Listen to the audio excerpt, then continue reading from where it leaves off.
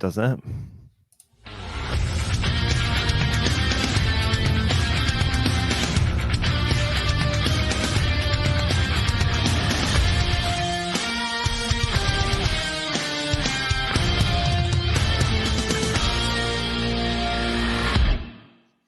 Hello, everybody. I am coming to you again from Toronto. I'm one of your hosts, Scott. And I'm the other host, Andy, coming to you from the United Kingdom again. Good to see you, Andy. Scott. Welcome to the Tea Timbits podcast, global perspectives on business development to help you prosper. We're starting another theme for this month of September. Happy New Year, by the way. I always feel like September is the start of a new year. Kids going back to school. Oh, I see. Okay, yeah. And summer time has ended, and you're sort of transitioning into this new start of things. Always, I don't know if you share that or not, but it always feels like that to me. It is a bit of a feeling of a fresh start, isn't it? Yeah. As soon as you move into this, this sort of last bit of the year, it's I don't know. You can embrace it in one way or another, can't you? You can either go, oh, it's a wind down now towards Christmas, or no, now it's the big push towards the end of the year and getting ready for the new year, but finishing on a high. So it's kind of about your attitude, I think, and maybe that will lead us a little bit into what we're going to talk about today. There you go. So we are starting a new theme for the month of September about account-based selling. And we're going to get into that theme and kick it off in this episode. So before we do that, what's on your mind that you'd like to share before we get into our conversation? I just had a quick story I wanted to share. It was about a company that I had done some work with previously, and it's a story that's somewhat related to the theme that we're going to be talking about, obviously. So I thought it would be a relevant one to have a discussion around. But essentially, this was a company. It was a few months back that we were working together. And the idea for them was to improve their sales by not just going out with cold calls and so on. They were trying to think more strategically about having a sort of a what was it they said? It was a campaign that would make a politician blush. Was their theme? Yes, I was trying to remember that. Do I want to know what they were trying to sell? Yeah, no, I think I may have given away too much already, so they'll know who I'm talking about. But anyway, so they built this campaign, and the reason they did this was to sort of target a specific niche of customers that they felt that just by reaching out through cold calling wasn't going to give them, or wasn't giving them, the outcome or the success that they were hoping for or that they were expecting. The challenge there was, of course, reframing the mindset of the sales team. Ironically, a sales team who were quite comfortable doing outbound sales calls, but they weren't so keen about doing other things and changing what they were comfortable with. So the marketing department spent a lot of time with them, and the sales director, who was relatively new in and had this new approach. He had worked a lot in account-based marketing before, and so he was transitioning them into the account-based selling mindset, which was not going to go into too much detail because that's what the episode is about. But he basically helped them to sort of show up at the conferences in a very different way, to be meeting with people in a very different way, to be strategically targeting a specific list of people, a specific group of individuals, and knowing exactly who they wanted to talk to within those companies, understanding those challenges, and even then changing the actual outbound sales calls that they were doing, because they didn't stop that, they just changed the way that they were doing it. They focused on 5 accounts, just 5, and the whole team were focused on going after these just 5 main accounts. And they had a success with 4 out of those 5, so wow. It was a pretty successful process. And as one came in and was handed over onto the delivery team, they then added another one into the basket, so they constantly had 5 that they were working on. But of those initial main 5 that were the sort of, I don't know, top level new logo clients that they were looking for. 4 out of 5 of those they got through introducing account-based selling mindset and procedures at a very, very high level early on. And these aren't the biggest company, and they were playing up against some very, very big companies, but those other companies who were their competitors, they were, I don't know, they were more famous in the market, more well known for delivering that solution, but they were approaching it in a traditional way. And by changing the way that they approached their prospects, they were able to win these top companies in the industry away from some of their competitors. That's interesting. So I think that's a good segue into what we were going to be talking about. We are going to talk about here, which is that account-based selling structure, which I'll be honest was sort of an unfamiliar concept for me until relatively recently, like something I've been using only for a few years. Can you tell us what it is? Yes, of course. So account-based selling, it's a highly targeted, as I sort of hinted to in the story there, it's a highly targeted approach that is very strategic towards sales, focusing on engaging specific high-value accounts with a very personalized approach.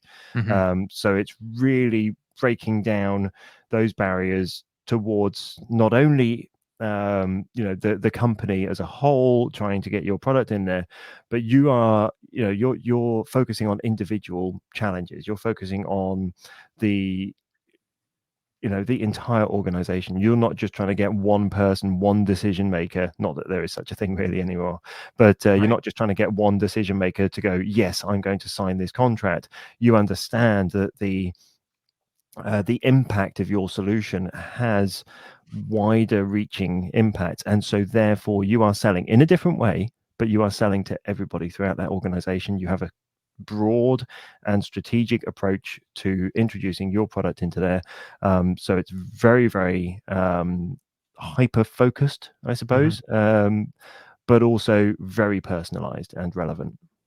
So I skipped at the beginning of the episode. Usually we sort of establish some context of, what we're hoping people take away from what we're about to talk about. So I'll just add that at this point, which is, I think that this is a, relatively more modern, by relative terms, concept. It was probably being done all along, but wasn't given a label. And even for people who do it on the regular, this might even be the only way that they sell. I'm hoping that through this kind of conversation, we just kind of really bring the intention forward again, introduce this to some people who may not be as familiar.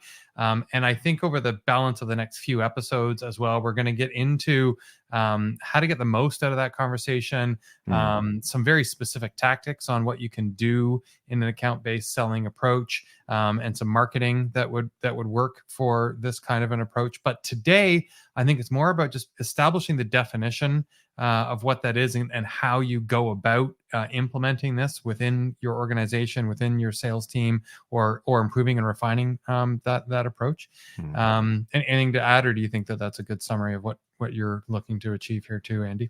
No, completely. I think anyone who's not doing this or not thinking about this, there needs to be an element of this in your business. It may not be, in completely the relevant B2B space. Exactly. And perhaps like higher end B2C experiences. You're looking at from a B2C perspective, I think there is a relevance to this. It's just approaching it in a very different way, but there is a relevance to this. I mean, the things that are more successful in the consumer world are those targeted approaches that make people feel engaged, that give them that emotional connection and make them feel that they have a relationship with the company that they're going to be buying from.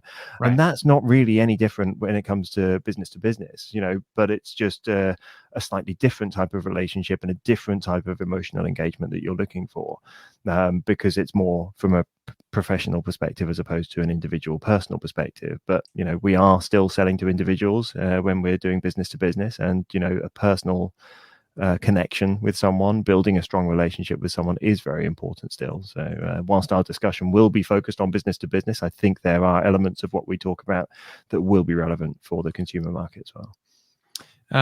Yeah, I think I get where you're going there. I think on the consumer market, it's hard to say it's account based, but certainly personalized and targeted experiences have value. So bringing it back to the B2B experience, I think that the big struggle here in my mind is, well, how is this different than just having a list of ideal customers on your target prospect list? So I know that I want to sell to manufacturers and distributors, and I can acquire a list of said companies in my market or geography or wherever.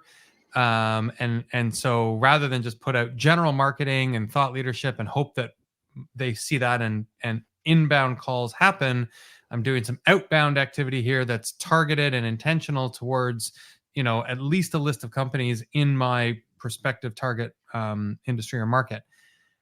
I don't think that that's account-based selling. Correct me if I'm wrong. And if so you're shaking your head no, but so how does account-based selling take it beyond the list of potential customers that at least need or could use what you have to offer? Yeah, I mean, typically in the approach that you've alluded to there, what would be the case is that you produce a long list of customers, which takes you already beyond many companies anyway. You then would typically have a similar approach where you go, okay, manufacturing businesses, this is what they need, this is why they need it, these are the challenges they're facing. I will reach out to all of them and have the same discussion essentially. When it comes to account-based selling, it is very much about this hyper-focused targeting of the company. So it's very time consuming, which is why a lot of people don't do this, because you need to really deeply research each individual client, each individual prospect, and understanding those accounts and tailoring your approach to each individual one. So then once you've done that initial high level research, it's then about personalization. It's about building a specific and relevant message for them and making sure that you are delivering that to the key touch points within the business that you have focused on and that you have developed these messaging for. So it's really not only about doing that research at the high level, understanding the company and the company's challenges and the industry and the industry's challenges, but it's understanding how each department is affected by that. It's understanding how each role within those departments is affected by the challenges that they could potentially be facing or that they are facing. And then it's about tailoring a message to help them with understanding those challenges and overcoming those challenges. But another key aspect here is that this is not just a sales thing. So account-based selling is not just about sales. It is a cross-functional collaboration within your business. It has to be something that involves all of the departments that have a commercial role. So sales, marketing, customer success, and even finance and so on. They all need to be on board that you are focusing on this. You know that it's going to take time. They know what you're doing. They know why they're doing it. And they are putting the time and the resources and the effort into actually supporting that sales effort. As I mentioned, there's a multi-touch element to this as well. So it's not just about finding people who are in that decision-making team. It's about understanding across the organization who you should be talking to, and not just reaching out to them on the telephone, but reaching out to them in person, reaching out to them on social media, reaching out to them at events, inviting them to webinars, inviting them to other types of events and so on. Building personal relationships with these people as well, so that you become very trusted by them. And that's not through trying to manipulate people or trying to sell them or trying to trick them into anything. It's about genuinely adding value to them to help them succeed in their job, to overcome these challenges, giving them information, providing them with updated ideas, thoughts. Being a thought leader in an industry is really important, but you've got to have thoughts and you've got to lead them. So you can't have one without the other. And this again starts to build that trust, starts to build these I suppose, strong business partnerships and relationships, and people start to trust you, and they believe that you not only are actually in it to help them, but you're in it to provide, you are the person best placed to provide the solution to the challenges that they have in their business. Right. But finally, So, and most importantly, this is the yep. most important part, is measuring the success of everything that you're doing and optimizing everything that you're doing to then adjust it and make sure that you are getting that continued success, that you're constantly using data to make decisions about how you're taking actions, what you're doing, what you're following up on, and what the next steps would be. Mm-hmm. I mean, wouldn't you just measure by the pipeline progress?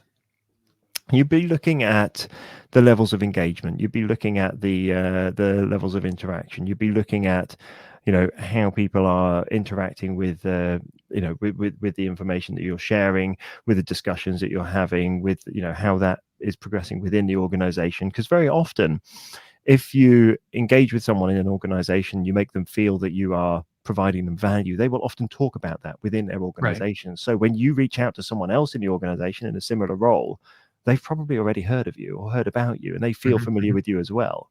Right. Yeah.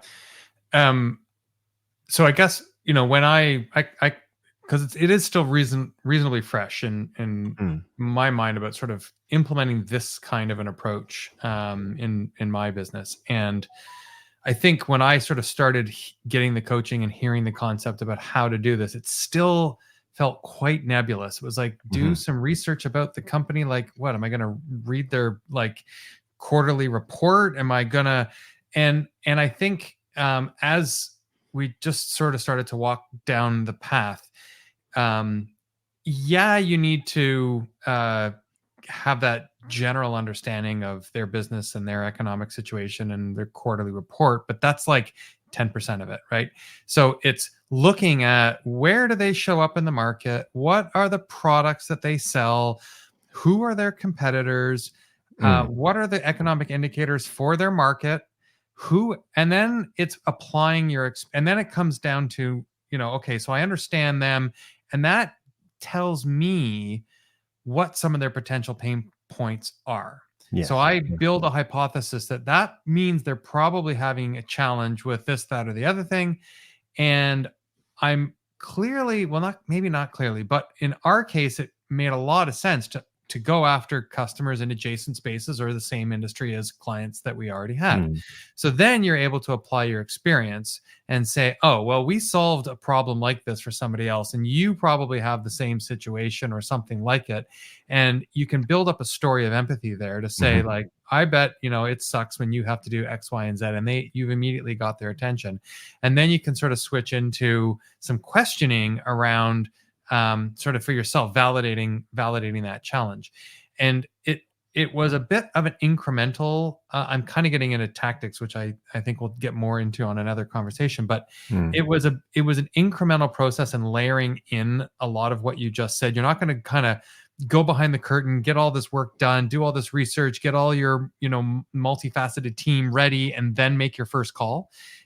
You're gonna have an idea of your target, and you're gonna do some outreach, and you might even have a call or two, and you might just kind of test the waters, explore, validate for yourself that there might be an opportunity there might be some of that business pain that you anticipate, because you don't want to get too far ahead of yourself only to discover that they had that pain last year and they've already gone and found somebody else to solve it for them. So part of your research, I think, needs to be some preliminary lighter touch conversations to the extent that you can, do some networking and uncover that before you, what I would say, launch into this wholesome approach of like, okay, let's get them to our next event. Let's book them for an assessment, and do some of those higher touch, higher engaging things that you might think of as a more formal part of your account-based sales approach. Absolutely right. Absolutely right. This is one of the key things, with that first step, is making sure that you're targeting companies that have the biggest potential value for your business, and that you can provide the biggest potential value to them. You are talking about building, what's the term, a mega deal with these companies. You're not talking about just selling them one or two widgets. You're talking about becoming an integral part of the solution that helps their business to succeed, which will in turn, of course, help yours to succeed as well. And if they don't have a need and you don't have a solution that matches what they are needing or struggling with, then there's no point pursuing it to the next stage and building up all of this other personalization and involving the rest of the company. It needs to be that research, exactly as you said, going in, understanding these accounts and understanding if there is a reason to continue, and if there is, then starting that process of tailoring your approach. Yeah. I mean, somebody was also giving me some advice recently, though, that you need to kind of build a roadmap of engagement, and you need to understand all these broader opportunities and bigger things. But sometimes in what is going to develop into a more significant, longer term relationship in a more serious way, don't scare them off up front. Start with a lighter engagement. Get some trust established, do an assessment, do a plan, and let that evolve into Yeah, exactly what as you you might. say. I mean, that is part of that research process. It's Well, and it can building be a that paid relationship, getting to know those people, getting to know, is there even an opportunity here? Can we work with these people? Can we start to do business? And it doesn't mean that you have to wait until the end of this whole process before you start working with them, but it just means that it's not a short term sell one thing and move on. It's very much an ongoing growth approach. mindset and growth approach. Yeah. Awesome.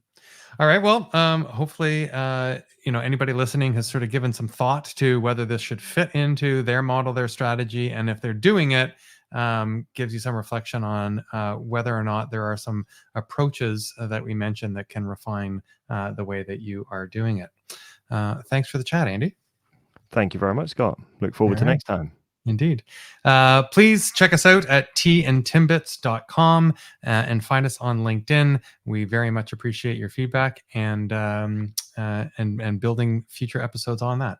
So thanks again, everybody.